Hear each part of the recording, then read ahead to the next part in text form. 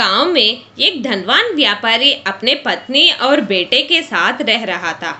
बहुत सालन से वो ही गांव में रहने से उस गांव में उनको काफी फ्रेंड्स थे और उनके अच्छे स्वभाव के कारण अच्छे फ्रेंड्स के साथ साथ अच्छा नाम भी कमाया। कुछ साल खुशी से बीत गए और अचानक उस व्यापारी के व्यापार में नुकसान आने से उनका धन दौलत खो लिया और खाली हाथ रह गया। व्यापारी को दूसरा काम भी नहीं आने से वो ही व्यापार फिर से शुरू करना चाहता था, लेकिन उनके पास पैसे नहीं थे और अपने फ्रेंड्स से पैसे मांगकर अपना रिलेशनशिप खराब नहीं करना चाहता था। फ्रेंड्स को हेल्प मांगने के अलावा उनके पास दूसरा रास्ता भी नहीं था। यही बात व्यापारी अपनी पत्नी को भी बताया।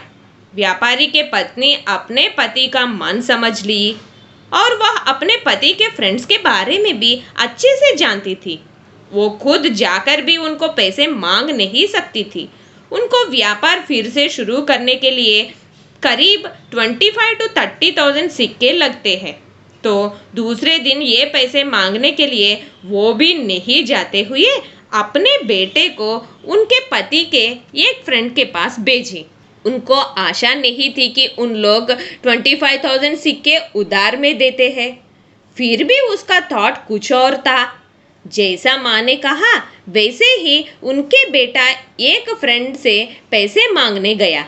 वो फ्रेंड इस लड़के की बात सुनकर पूरा विषय जान लिया। वो पैसे दे सकता है, लेकिन उनको शक है कि अगर व्यापारी के व्यापार में प्रॉफिट नहीं आया तो वो पैसे वापस नहीं दे सकता है और फ्रेंडशिप के कारण ये पूछ भी नहीं सकता है, और दूसरा उनके बेस्ट फ्रेंड को प्रॉब्लम में नहीं देख सकता है।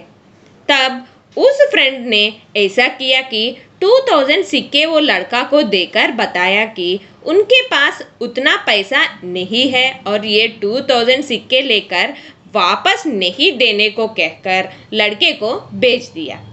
उनका थॉट ये है कि अपना फ्रेंड को कुछ तो हेल्प किया और लड़के को खाली हाथ नहीं भेजा। और मेन थिंग क्या है कि ये 2,000 सिक्के वापस नहीं किया तो भी टेंशन नहीं और रिलेशनशिप भी खराब नहीं होता है। वो 2,000 सिक्के लेकर बेटा माँ को दिया और पूरा विषय बताया। व्यापारी के पत्नी बेटे को और एक फ्रेंड के पास भेजी थी। उसने भी 1,500 सिक्के देकर पहला फ्रेंड जैसा ही बताकर लड़के को भेज दिया। ऐसे ही व्यापारी के पत्नी ने सभी 30 to 40 फ्रेंड्स के पास बेटे को भेजा तो भी किसी ने भी पूरा पैसा नहीं दिया, लेकिन अपने तरफ से 1,500 सिक्के या 2,000 सिक्के दिए थे। इनके सब पैसे इकट्ठा किया तो नियरली 40 to 50,000 सिक्के जमा हो गया।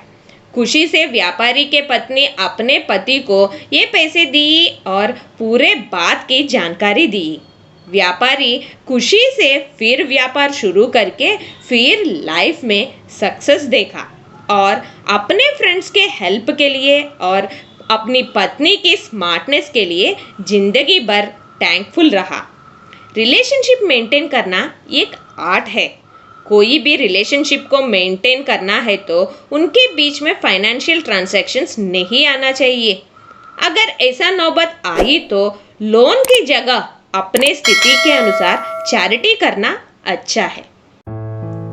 See you again with a new topic in Global Encyclopedia. Till then, take care and have a nice day.